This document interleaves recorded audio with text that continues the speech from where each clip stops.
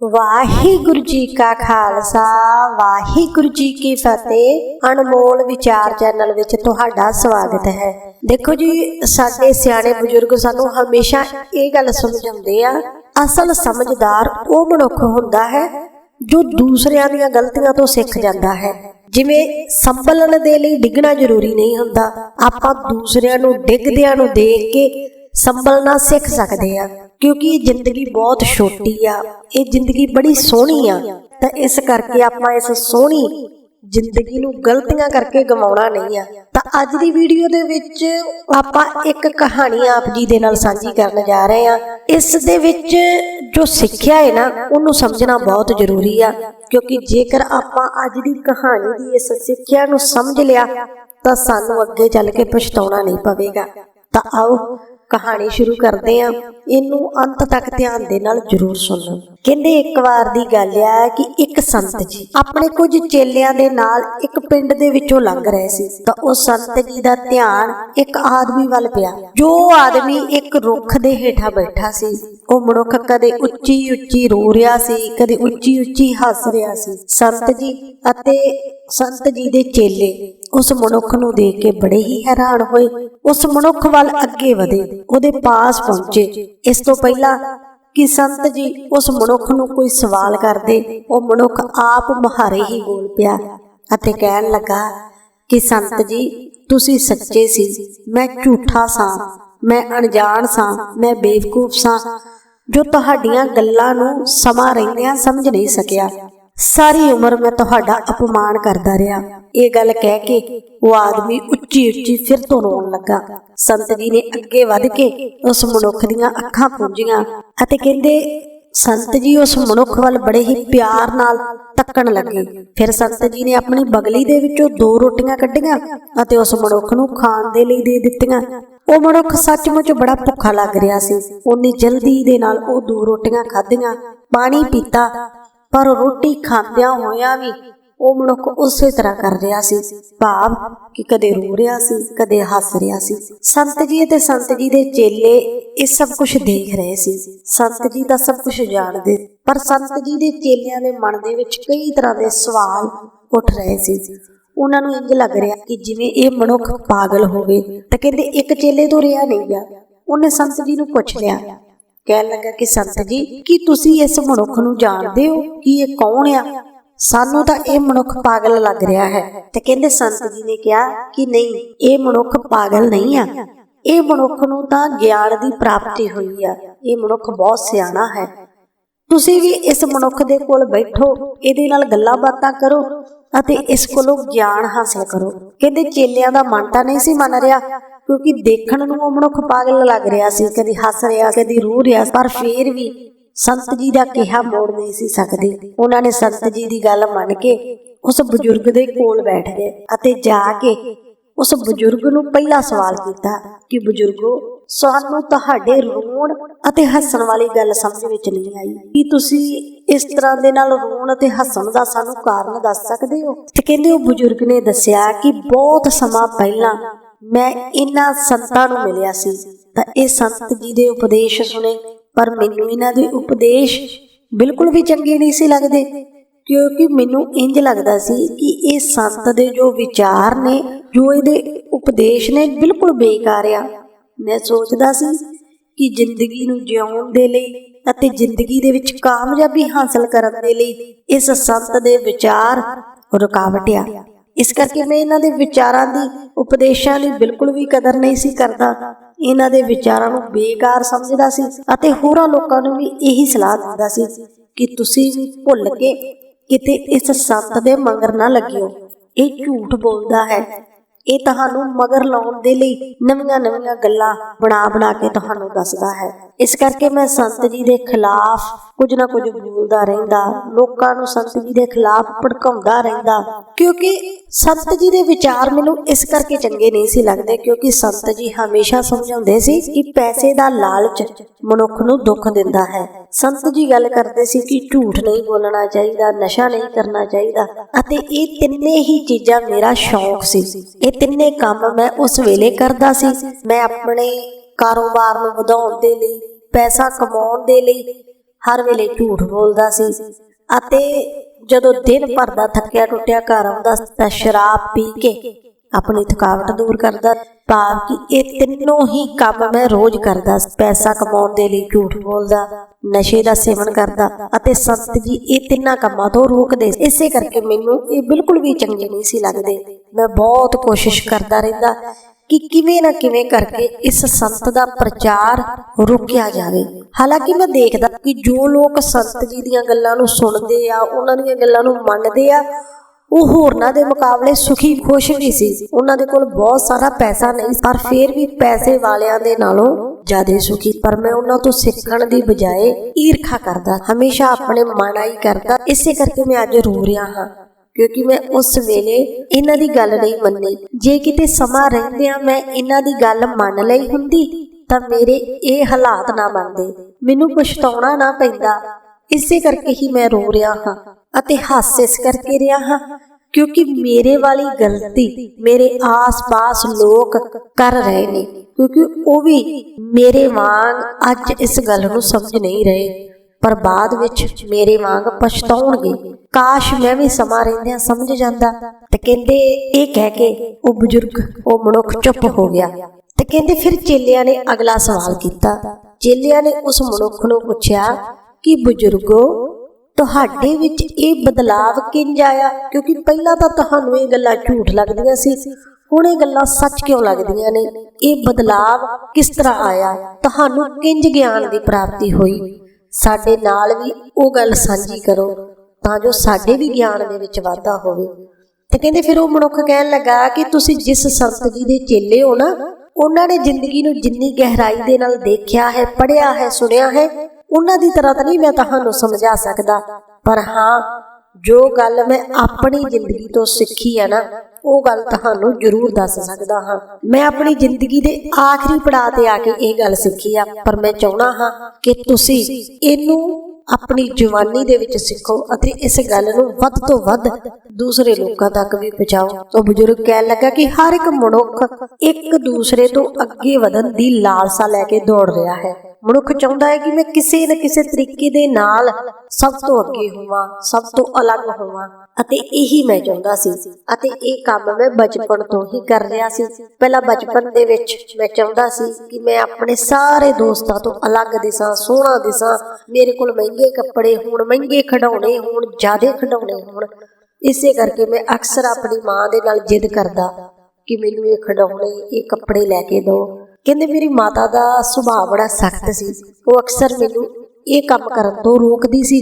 ਤਾਂ ਕਹਿੰਦੇ ਕਈ ਵਾਰ ਮੇਰੇ ਮਨ ਦੇ ਵਿੱਚ ਆਪਣੇ ਮਾਂ ਪ੍ਰਤੀ ਗੁੱਸਾ ਆ ਜਾਂਦਾ ਕਿ ਮੇਰੀ ਮਾਂ ਮੈਨੂੰ ਇਹ ਕੰਮ ਕਰਨ ਤੋਂ ਕਿਉਂ ਰੋਕਦੀ ਆ, ਅਤੇ ਮਨ ਹੀ ਮਨ ਮੈਂ ਸੋਚਦਾ ਹੁੰਦਾ ਸੀ ਕਿ ਮੈਂ ਕਦੋਂ ਵੱਡਾ ਹੋਵਾਂਗਾ, ਕਦੋਂ ਆਜ਼ਾਦ ਹੋਵਾਂਗਾ, ਕਦੋਂ ਆਪਣੀ ਮਨ ਮਰਜ਼ੀ ਦੇ ਫੈਸਲੇ ਕਰਾਂਗਾ। ਕਹਿੰਦੇ ਇੱਕ ਦਿਨ ਇਹ ਵੀ ਆ ਗਿਆ ਕਿ ਮੈਂ ਵੱਡਾ ਹੋ ਗਿਆ, ਹੁਣ ਮੈਂ ਆਪਣੀ ਮਰਜ਼ੀ ਦੇ ਫੈਸਲੇ ਕਰ ਸਕਦਾ ਸੀ, ਆਪਣੇ ਮਨਪਸੰਦ ਕੱਪੜੇ, ਖਿਡੌਣੇ ਲੈ ਸਕਦਾ ਸੀ। ਪਰ ਹੁਣ ਉਹ ਖਿਡੌਣਿਆਂ ਦੀ ਮੇਰੀ ਜ਼ਿੰਦਗੀ ਦੇ ਵਿੱਚ ਮੈਨੂੰ ਕੋਈ ਵੀ ਵੈਲਿਊ ਨਹੀਂ ਸੀ ਲੱਗਦੀ।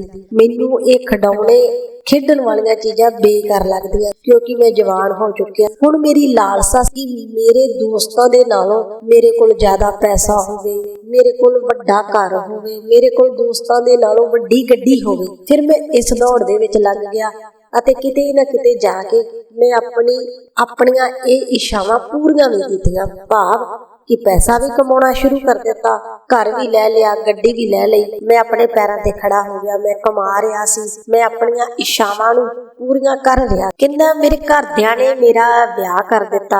ਮੇਰੀ ਘਰ ਵਾਲੀ ਸੋਹਣੀ ਅਤੇ ਸਮਝਦਾਰ ਸੀ। ਮੈਂ ਆਪਣੀ ਜ਼ਿੰਦਗੀ ਦੇ ਵਿੱਚ ਬਹੁਤ ਖੁਸ਼ ਕਿ ਮੈਨੂੰ ਸਭ ਕੁਝ ਮਿਲ ਗਿਆ ਹੈ। ਪਰ ਕੁਝ ਸਾਲ ਬੀਤੇ ਤਾਂ ਮੇਰੀ ਚਿੰਤਾ ਵੱਧ ਗਈ ਕਿਉਂਕਿ ਵਿਆਹ ਨੂੰ ਕੁਝ ਸਮਾਂ ਬੀਤ ਗਿਆ ਪਰ ਮੇਰੇ ਘਰ ਔਲਾਦ ਨਹੀਂ ਸੀ ਹੋਈ। ਮੇਰੇ ਮਨ ਦੇ ਵਿੱਚ ਫਿਰ ਤੋਂ ਇੱਛਾਵਾਂ ਉਤਪੰਨ ਹੋਣ ਲੱਗੀਆਂ, ਈਰਖਾ ਉਤਪੰਨ ਹੋਣ ਲੱਗੀ। ਮੈਂ ਜਦ ਆਪਣੇ ਦੋਸਤਾਂ ਦੇ ਘਰ ਦੇ ਵਿੱਚ ਬੱਚਿਆਂ ਦੀਆਂ ਕਿਲਕਾਰੀਆਂ ਸੁਣਦਾ ਤਾਂ ਮਨ ਹੀ ਮਨ ਸੋਚਦਾ ਕਿ ਕਾਸ਼ ਮੇਰੇ ਵੀ ਬੱਚੇ ਹੁੰਦੇ। ਤੇ ਕਹਿੰਦੇ ਵਾਹਿਗੁਰੂ ਜੀ ਨੇ ਮੇਰੀ ਗੱਲ ਸੁਣੀ, ਮੇਰੀ ਇਹ ਇੱਛਾ ਵੀ ਪੂਰੀ ਕਰ ਦਿੱਤੀ। ਮੇਰੇ ਘਰ ਦੇ ਵਿੱਚ ਇੱਕ ਪੁੱਤਰ ਨੇ ਜਨਮ ਲਿਆ। ਕਹਿੰਦੇ ਮੈਂ ਉਸ ਪੁੱਤਰ ਦੀ ਪ੍ਰਾਪਤੀ ਕਰਕੇ ਬਹੁਤ ਖੁਸ਼ ਹੋਇਆ ਅਤੇ ਮਨ ਹੀ ਮਨ ਸੋਚਿਆ ਕਿ ਮੈਨੂੰ ਹੁਣ ਆਪਣੀ ਜ਼ਿੰਦਗੀ ਤੋਂ ਕੁਝ ਨਹੀਂ ਚਾਹੀਦਾ, ਸਭ ਕੁਝ ਮੇਰੇ ਕੋਲ ਆ। ਪਰ ਅਜੇ ਕੁਝ ਸਮਾਂ ਬੀਤਿਆ ਤਾਂ ਮੇਰੇ ਮਨ ਦੇ ਵਿੱਚ ਇਹ ਵਿਚਾਰ ਆਉਣ ਲੱਗੀ ਕਿ ਇੰਨੀ ਜ਼ਮੀਨ ਜਾਇਦਾਦ ਆ, ਕਿਉਂ ਨਾ ਮੇਰੇ ਕੋਲ ਵੀ 2 ਪੁੱਤਰ ਹੋਣ, ਮੇਰੇ ਬੁਢਾਪੇ ਦਾ ਸਹਾਰਾ ਬਣਨਗੇ, ਬੁਢਾਪੇ ਦੇ ਵਿੱਚ ਮੇਰੀ ਸੇਵਾ ਕਰਨਗੇ। ਕਹਿੰਦੇ ਪ੍ਰਮਾਤਮਾ ਨੇ ਮੇਰੀ ਉਹ ਇੱਛਾ ਪੂਰੀ ਕਰ ਦਿੱਤੀ। ਕੁਝ ਸਮੇਂ ਬਾਅਦ ਹੀ ਮੇਰੇ ਘਰ ਇੱਕ ਹੋਰ ਪੁੱਤਰ ਨੇ ਜਨਮ ਲਿਆ। ਹੁਣ ਤਾਂ ਮੈਨੂੰ ਲੱਗਦਾ ਕਿ ਮੈਂ ਦੁਨੀਆ ਦਾ ਸਭ ਤੋਂ ਧਨਵਾਨ ਵਿਅਕਤੀ ਆ। ਮੇਰੇ ਕੋਲ ਪੈਸਾ, ਮੇਰੇ ਕੋਲ ਪੁੱਤਰ, ਮਾਣ ਸੀ, ਰੁਤਬਾ ਸੀ। ਇਸ ਕਰਕੇ ਮੈਂ ਆਪਣੇ ਆਪ ਨੂੰ ਸਭ ਤੋਂ ਉੱਚਾ ਸਮਝਦਾ, ਧਨਵਾਨ ਸਮਝਦਾ। ਕਿਤੇ ਨਾ ਕਿਤੇ ਇਸ ਗੱਲ ਦਾ ਹੰਕਾਰ ਵੀ ਸੀ ਮੇਰੇ ਮਨ ਦੇ ਅੰਦਰ। ਕਹਿੰਦੇ ਸਮਾਂ ਬੀਤਦਾ ਗਿਆ, ਮੇਰੇ ਵਪਾਰ ਦੇ ਵਿੱਚ ਦਿਨੋਂ ਦਿਨ ਵਾਧਾ ਹੁੰਦਾ ਗਿਆ। ਮੇਰੇ ਪਿਤਾ ਜੀ, ਉਹਨਾਂ ਦੀ ਉਮਰ ਢਲ ਚੁੱਕੀ, ਬਜ਼ੁਰਗ ਹੋ ਚੁੱਕੇ ਸੀ। ਮੈਂ ਜਵਾਨੀ ਦੇ ਪੜਾਅ ਵਿੱਚ ਸੀ। ਤਾਂ ਕਹਿੰਦਾ ਮੈਂ ਬੜੇ ਜ਼ੋਰਾਂ ਸ਼ੋਰਾਂ ਦੇ ਨਾਲ ਕੰਮਕਾਰ ਕਰਦਾ, ਆਪਣੇ ਵਪਾਰ ਨੂੰ ਹੋਰ ਅੱਗੇ ਵਧਾਉਂਦਾ ਗਿਆ।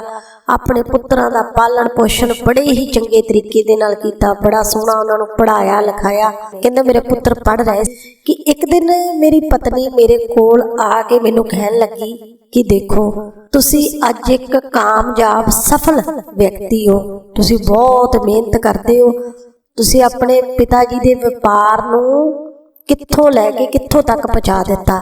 ਇਹ ਸਾਰਾ ਤੁਹਾਡੀ ਮਿਹਨਤ ਦਾ ਫਲ ਆ। ਇਸ ਕਰਕੇ ਤੁਸੀਂ ਆਪਣੇ ਪਿਤਾ ਜੀ ਦੇ ਨਾਲ ਗੱਲ ਕਰੋ ਤਾਂ ਜੋ ਉਹ ਸਾਰੀ ਜ਼ਮੀਨ ਜਾਇਦਾਦ ਤੁਹਾਡੇ ਨਾਮ ਲਗਾ ਦੇਣ, ਕਿਉਂਕਿ ਪਿਤਾ ਜੀ ਬਜ਼ੁਰਗ ਹੋ ਚੁੱਕੇ ਨੇ। ਹੁਣ ਉਹ ਬਹੁਤਾ ਕੰਮਕਾਰ ਵੀ ਨਹੀਂ ਕਰਦੇ, ਦੌੜ ਭੱਜ ਕਰਨ ਜੋਗੇ ਨਹੀਂ ਆ। ਇਸ ਕਰਕੇ ਤੁਸੀਂ ਉਹਨਾਂ ਨੂੰ ਕਹੋ ਕਿ ਸਾਰਾ ਕੁਝ ਤੁਹਾਡੇ ਨਾਮ ਕਰ ਦੇਣ ਅਤੇ ਜ਼ਿੰਮੇਵਾਰੀਆਂ ਤੋਂ ਮੁਕਤ ਹੋ ਜਾਣ ਅਤੇ 4 ਧਾਮ ਦੀ ਯਾਤਰਾ ਤੇ ਚਲੇ ਜਾਣ। ਕਹਿੰਦੇ ਪਤਨੀ ਦੇ ਮੂੰਹੋਂ ਇਹ ਗੱਲ ਸੁਣ ਕੇ ਮੈਨੂੰ ਇਹ ਸਲਾਹ ਬੜੀ ਚੰਗੀ ਲੱਗੀ। ਕਹਿੰਦਾ ਮੈਂ ਆਪਣੇ ਪਿਤਾ ਜੀ ਦੇ ਕੋਲ ਗਿਆ, ਜਾ ਕੇ ਕਿਹਾ ਕਿ ਪਿਤਾ ਜੀ, ਸਾਰੀ ਉਮਰ ਤੁਸੀਂ ਕੰਮਕਾਰ ਕਰ ਲਿਆ ਹੈ, ਹੁਣ ਇਹ ਜ਼ਿੰਮੇਵਾਰੀ ਮੈਨੂੰ ਦਿਓ ਅਤੇ ਤੁਸੀਂ ਹੁਣ ਰੱਬ ਦਾ ਨਾਮ ਲਓ, ਇਹ ਜ਼ਿੰਮੇਵਾਰੀਆਂ ਮੈਨੂੰ ਚੁਕਾ ਦਿਓ। ਕਹਿੰਦੇ ਪਰ ਮੇਰੇ ਪਿਤਾ ਜੀ ਨੇ ਮੇਰੀ ਗੱਲ ਨਹੀਂ ਮੰਨੀ। ਉਹਨਾਂ ਨੇ ਸਾਰੀ ਜ਼ਮੀਨ ਜਾਇਦਾਦ ਮੇਰੇ ਨਾਮ ਨਹੀਂ ਕੀਤੀ। ਉਹਨਾਂ ਨੇ ਕਿਹਾ ਕਿ ਜੀਂਦੇ ਜੀ ਮੈਂ ਇਹ ਸਭ ਕੁਝ ਤੇਰੇ ਨਾਮ ਨਹੀਂ ਕਰ ਸਕਦਾ। ਕਹਿੰਦੇ ਇਹ ਗੱਲ ਸੁਣ ਕੇ ਮੈਨੂੰ ਬੜਾ ਦੁੱਖ ਹੋਇਆ। ਹੁਣ ਉਹ ਪਿਤਾ ਜੀ ਮੈਨੂੰ ਬੋਝ ਲੱਗਣ ਲੱਗ ਗਏ। ਹੁਣ ਮੈਨੂੰ ਇੰਜ ਲੱਗਦਾ ਕਿ ਜਿਵੇਂ ਮੈਂ ਇੱਕ ਗੁਲਾਮ ਆ, ਮੈਂ ਛੇਤੀ ਆਜ਼ਾਦ ਹੋਵਾਂ। ਜਿਹੜੇ ਸਾਈਨ, ਜਿਹੜੇ ਦਸਤਖਤ ਮੈਨੂੰ ਆਪਣੇ ਪਿਤਾ ਜੀ ਤੋਂ ਕਰਵਾਉਣੇ ਪੈਂਦੇ ਸਨ, ਮੈਨੂੰ ਉਹ ਵੀ ਚੁੱਭਦੇ ਸੀ। ਮੈਂ ਚਾਹੁੰਦਾ ਸੀ ਕਿ ਹੁਣ ਸਾਰਾ ਕੁਝ ਮੇਰੇ ਹੱਥ ਵੱਸ ਹੋ ਜਾਵੇ। ਕਹਿੰਦੇ ਇਦਾਂ ਹੀ ਸਮਾਂ ਬੀਤਦਾ ਗਿਆ। ਇੱਧਰ ਮੇਰੇ ਪੁੱਤਰ ਪੜ੍ਹ ਲਿਖ ਗਏ, ਮੇਰੇ ਕੰਮਕਾਰ ਦੇ ਵਿੱਚ ਹੱਥ ਵਟਾਉਣ ਜੋਗੇ ਹੋ ਗਏ। ਇੱਧਰ ਮੇਰੇ ਪਿਤਾ ਜੀ, ਉਹ ਬਹੁਤ ਬਜ਼ੁਰਗ ਹੋ ਚੁੱਕੇ ਸਨ। ਉਹਨਾਂ ਨੂੰ ਇੱਕ ਬਿਮਾਰੀ ਨੇ ਆਣ ਘੇਰਿਆ। ਡਾਕਟਰਾਂ ਨੂੰ ਦਿਖਾਇਆ ਤਾਂ ਡਾਕਟਰਾਂ ਨੇ ਜਵਾਬ ਦੇ ਦਿੱਤਾ ਕਿ ਤੁਹਾਡੇ ਪਿਤਾ ਜੀ ਹੁਣ ਕੁਝ ਕੁ ਦਿਨਾਂ ਦੇ ਮਹਿਮਾਨ ਨੇ, ਇਸ ਕਰਕੇ ਜੋ ਵੀ ਕੰਮਕਾਰ ਤੁਸੀਂ ਕਰਨੇ ਨੇ ਉਹ ਕਰ ਲਓ। ਜੇਕਰ ਤੁਹਾਡੀ ਕੋਈ ਜ਼ਮੀਨ ਜਾਇਦਾਦ ਆ, ਉਹ ਆਪਣੇ ਨਾਮ ਕਰਵਾ ਲਓ। ਆਪਣੇ ਪਿਤਾ ਜੀ ਨੂੰ ਪੁੱਛ ਲਓ ਕਿ ਕੋਈ ਗੱਲ ਅਜਿਹੀ ਤਾਂ ਨਹੀਂ ਜੋ ਤੁਹਾਨੂੰ ਦੱਸਣੀ ਚਾਹੁੰਦੇ ਨੇ, ਕਿਉਂਕਿ ਇਹ ਕੁਝ ਕੁ ਦਿਨਾਂ ਦੇ ਮਹਿਮਾਨ ਨੇ, ਕਿਤੇ ਇਹਨਾਂ ਦੇ ਦਿਲ ਦੀਆਂ ਗੱਲਾਂ ਦਿਲ ਵਿੱਚ ਹੀ ਨਾ ਰਹਿ ਜਾਣ। ਕਹਿੰਦੇ ਜਦੋਂ ਡਾਕਟਰ ਨੇ ਪਿਤਾ ਜੀ ਨੂੰ ਜਵਾਬ ਦੇ ਦਿੱਤਾ, ਕਹਿ ਦਿੱਤਾ ਕਿ ਕੁਝ ਕੁ ਦਿਨਾਂ ਦੇ ਮਹਿਮਾਨ ਰਹਿ ਗਏ ਨੇ, ਸਾਰੇ ਕੰਮਕਾਰ ਆਪਣੇ ਨਿਬੇੜ ਲਓ, ਤਾਂ ਕਹਿੰਦੇ ਹੋਣਾ ਤਾਂ ਦੁੱਖ ਚਾਹੀਦਾ ਸੀ, ਪਰ ਮਨ ਹੀ ਮਨ ਦੇ ਵਿੱਚ ਮੈਨੂੰ ਖੁਸ਼ੀ ਹੋਈ ਕਿ ਹੁਣ ਮੈਂ ਬਿਲਕੁਲ ਆਜ਼ਾਦ ਹੋ ਜਾਵਾਂਗਾ। ਹੁਣ ਮੈਨੂੰ ਕਿਸੇ ਵੀ ਕੰਮ ਦੇ ਵਿੱਚ ਆਪਣੇ ਪਿਤਾ ਦੀ ਸਲਾਹ ਨਹੀਂ ਲੈਣੀ ਪਵੇਗੀ, ਉਹਨਾਂ ਦੇ ਦਸਤਖਤ ਦੀ ਲੋੜ ਨਹੀਂ ਪਵੇਗੀ। ਹੁਣ ਮੈਂ ਆਜ਼ਾਦ ਪੰਛੀ ਦੇ ਵਾਂਗ ਕੰਮ ਕਰ ਸਕਾਂਗਾ। ਕਹਿੰਦੇ ਮੈਂ ਜਲਦੀ ਦੇ ਨਾਲ ਸਾਰੀ ਕਾਰਵਾਈ ਕਰ ਲਈ, ਸਾਰੀ ਜ਼ਮੀਨ ਜਾਇਦਾਦ ਆਪਣੇ ਨਾਮ ਕਰਵਾ ਲਈ। ਕੁਝ ਕੁ ਦਿਨਾਂ ਦੇ ਵਿੱਚ ਮੇਰੇ ਪਿਤਾ ਜੀ ਦਾ ਦੇਹਾਂਤ ਹੋ ਗਿਆ। ਜਦ ਦੇਹਾਂਤ ਹੋਇਆ ਤਾਂ ਮੇਰੇ ਮਨ ਨੂੰ ਇੱਕ ਵਾਰ ਝਟਕਾ ਲੱਗਾ, ਦੁੱਖ ਲੱਗਾ। ਸਾਰਾ ਸੀਨ ਮੇਰੀਆਂ ਅੱਖਾਂ ਦੇ ਅੱਗੋਂ ਇੱਕ ਪਲ ਵਿੱਚ ਲੰਘ ਗਿਆ ਕਿ ਕਿਸ ਤਰ੍ਹਾਂ ਮੇਰੇ ਪਿਤਾ ਜੀ ਨੇ ਮੈਨੂੰ ਪਾਲਿਆ, ਪੋਸਿਆ, ਵੱਡਾ ਕੀਤਾ। ਸਾਰੇ ਪਲ ਯਾਦ ਆਏ। ਕੁਝ ਸਮੇਂ ਦੇ ਲਈ ਮੇਰੇ ਮਨ ਦੇ ਵਿੱਚ ਆਪਣੇ ਪਿਤਾ ਜੀ ਦੇ ਲਈ ਪਿਆਰ ਉਮੜਿਆ ਅਤੇ ਮੈਂ ਮਨ ਹੀ ਮਨ ਇੱਕ ਫੈਸਲਾ ਲਿਆ ਕਿ ਮੇਰੇ ਪਿਤਾ ਜੀ ਨੇ ਸਾਰੀ ਉਮਰ ਮੇਰੇ ਲਈ ਬਹੁਤ ਕੁਝ ਕੀਤਾ, ਮੈਨੂੰ ਇੰਨੀ ਜ਼ਮੀਨ ਜਾਇਦਾਦ ਦੇ ਗਏ ਨੇ। ਇਸ ਕਰਕੇ ਮੈਂ ਆਪਣੇ ਪਿਤਾ ਜੀ ਦੀ ਅੰਤਮ ਯਾਤਰਾ ਬੜੀ ਹੀ ਧੂਮਧਾਮ ਦੇ ਨਾਲ ਕੱਢਾਂਗਾ।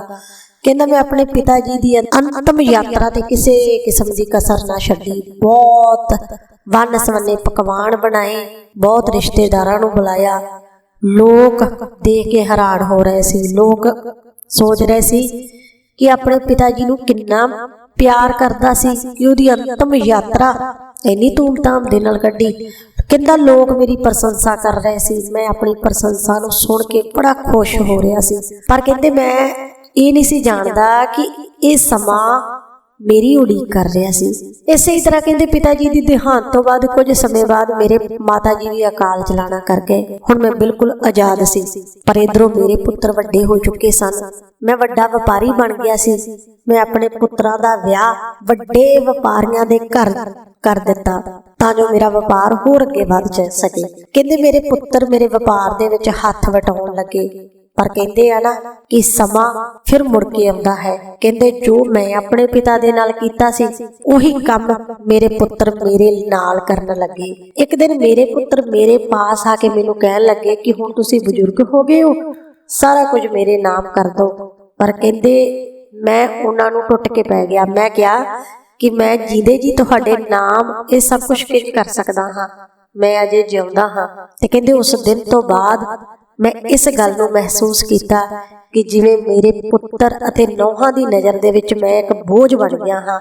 ਉਹ ਮੇਰੇ ਤੋਂ ਪਿੱਛਾ ਛਡਵਾਉਣਾ ਚਾਹੁੰਦੇ ਨੇ ਅਤੇ ਉਹ ਸਾਰਾ ਸੀਨ ਮੇਰੀਆਂ ਅੱਖਾਂ ਦੇ ਅੱਗੇ ਘੁੰਮ ਗਿਆ ਜੋ ਮੈਂ ਆਪਣੇ ਪਿਤਾ ਜੀ ਦੇ ਨਾਲ ਕੀਤਾ ਸੀ। ਹੁਣ ਇਤਿਹਾਸ ਆਪਣੇ ਆਪ ਨੂੰ ਦੁਹਰਾ ਰਿਹਾ, ਜੋ ਮੈਂ ਆਪਣੇ ਪਿਤਾ ਦੇ ਨਾਲ ਕੀਤਾ ਉਹੀ ਗੱਲਾਂ ਮੇਰੇ ਨਾਲ ਹੋਣੀਆਂ ਸੀ।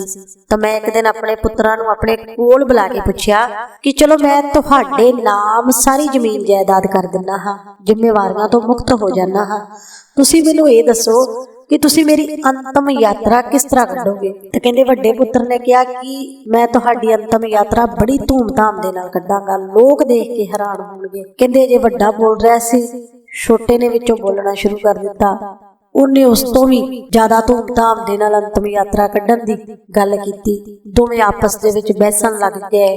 ਨੌਵਾਂ ਵੀ ਆਪਸ ਦੇ ਵਿੱਚ ਬਹਿਸ ਕਰਨ ਲੱਗੀਆਂ ਕਿ ਨਹੀਂ ਅਸੀਂ ਇੰਜ ਕਰਾਂਗੇ, ਅਸੀਂ ਉਂਝ ਕਰਾਂਗੇ। ਤੇ ਕਹਿੰਦੇ ਮੈਂ ਸੋਚ ਰਿਹਾ ਸੀ ਕਿ ਮੇਰੀ ਹੀ ਕਮਾਈ ਹੋਈ ਧਨ ਦੌਲਤ ਦਾ ਮੇਰੇ ਨਾਲ ਸੌਦਾ ਕਰ ਰਹੇ ਨੇ। ਕਹਿੰਦੇ ਉਸ ਵੇਲੇ ਮੈਂ ਇਹ ਗੱਲ ਸੋਚ ਰਿਹਾ ਸੀ ਕਿ ਇਹ ਪੈਸਾ ਜਿਹਨੂੰ ਮੈਂ ਇਕੱਠਾ ਕਰਨ ਦੇ ਵਿੱਚ ਆਪਣੀ ਸਾਰੀ ਉਮਰ ਲਗਾ ਦਿੱਤੀ, ਨਾ ਦਿਨ ਵੇਖਿਆ ਨਾ ਰਾਤ ਵੇਖਿਆ, ਪਰ ਇਹੀ ਪੈਸਾ ਆਖਰ ਮੇਰਾ ਵੈਰੀ ਬਣ ਗਿਆ ਹੈ। ਇਸ ਪੈਸੇ ਕਰਕੇ ਮੇਰੇ ਪੁੱਤਰ ਮੇਰੀਆਂ ਨੌਹਾਂ ਮੇਰੇ ਤੋਂ ਪਿੱਛਾ ਛਡਵਾਉਣਾ ਚਾਹ ਰਹੀਆਂ ਨੇ। ਇਹ ਪੈਸੇ ਕਰਕੇ ਹੀ ਮੇਰੇ ਪੁੱਤਰਾਂ ਦੇ ਵਿੱਚ ਆਪਸ ਵਿੱਚ ਨਫ਼ਰਤ ਵੈਰ ਵਿਰੋਧ ਹੋ ਗਿਆ ਹੈ।